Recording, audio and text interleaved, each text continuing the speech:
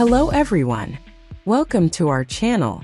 Today, as you can already see from the title, we are going to address a subject of great importance in the world of birds, especially for those who breed or are interested in cockatiels.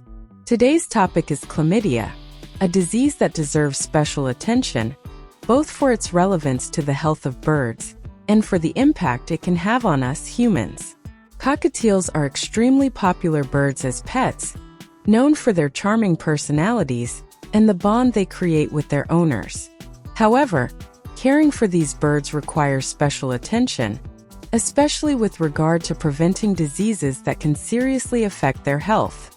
Chlamydiosis, also known as psittacosis or parrot fever, is one of those diseases that can be easily ignored or underestimated, but which actually requires a careful and informed look.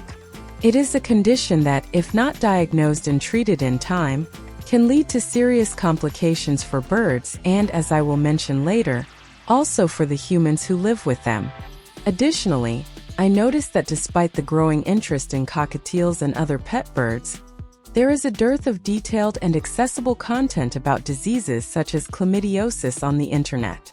Therefore, I thought it was essential to bring this topic to the channel, not only to inform, but also to help create an environment of awareness among breeders and bird lovers.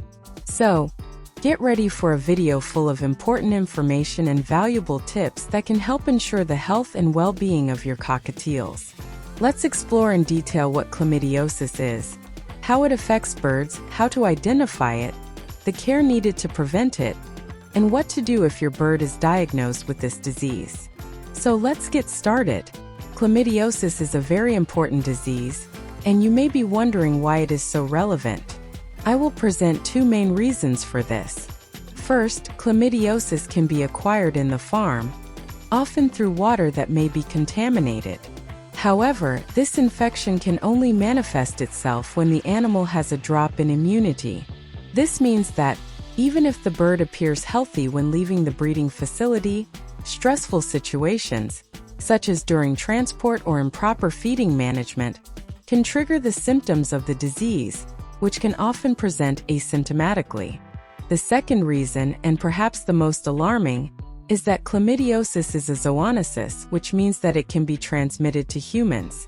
This disease is caused by the bacterium Chlamydia psittaci, which not only affects cockatiels but also other birds, reptiles, and even mammals. Although this bacterium is not very resistant to the environment and can be eliminated by sunlight and common disinfectants, it can survive for long periods in poorly sanitized environments, especially in dried animal feces, which are an ideal place for its survival. In addition to cockatiels, as I mentioned earlier, chlamydiosis can affect a wide variety of other birds. If the environment is not adequately sanitized and there are several birds living together, such as in community farms, the risk of transmission increases significantly. The bacteria can be transmitted through dried feces on the floor or on contaminated surfaces. If a bird, such as an Australian parakeet, comes into contact with this environment, it can end up being infected by chlamydia. As I have already explained, the lack of regular and adequate cleaning of the place where birds live greatly increases the chances that they will contract this disease. Therefore, maintaining good hygiene is essential to prevent chlamydiosis. An interesting and important fact about this disease is that it can be transmitted not only horizontally, that is, from one bird to another, but also vertically. But what does this mean? Let me explain. Horizontal transmission occurs when the bacterium is passed directly from one infected bird to another. Vertical transmission, on the other hand, happens when the disease is transmitted from mother to offspring through the egg. For example, if a cockatiel infected with chlamydiosis lays an egg, there is a real possibility that the chick will already be born infected with the disease. Therefore, it is crucial that you pay attention to all the signs that your bird may present. This way, you can prevent future generations from being born with the disease, as well as prevent it from spreading easily among other birds in the environment. Later on, we will discuss the clinical signs that indicate the presence of chlamydiosis, so that you know what to look out for in your birds. As I mentioned earlier, The signs of chlamydiosis usually only manifest when the bird's immune system is compromised. This can occur in stressful situations, such as during transport from a breeding site or fair to your home. Often, intense stress can trigger symptoms the day after the bird's arrival, and can even lead to sudden death. This type of situation can be confusing and frustrating, leaving the new owner without understanding what happened. Therefore, it is extremely important that when acquiring new animals, you take some essential precautions. Make sure you know the breeder you intend to buy from. Visit the site, observe how the birds are raised, and assess whether the environment is suitable and healthy. This can make all the difference in your new pet's health. Now, let's talk about the clinical signs that a bird infected with chlamydiosis can present. One of the first symptoms is apathy, where the bird is quieter and looks sad. Another sign is anorexia, which occurs when the bird stops eating and begins to lose weight quickly, becoming noticeably thinner. In addition, eye problems such as conjunctivitis and respiratory symptoms may arise. The bird's feces can also change color, turning greenish, which is an important indicator that something is not right. These are just a few of the many symptoms that can arise, and it's crucial that when you notice any of these signs, you immediately seek out a veterinarian who specializes in birds. Early diagnosis is essential to start treatment as soon as possible, increasing your bird's chances of recovery.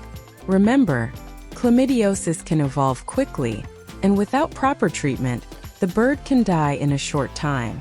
The diagnosis of chlamydiosis is made based on the clinical signs presented by the bird and the animal's history, including its origin and the environment where it was kept. Therefore, it is essential that you provide all this information to the veterinarian. Although there are laboratory tests that can confirm infection, the results can take time, which often makes the wait unfeasible, especially if the bird is already showing clear symptoms.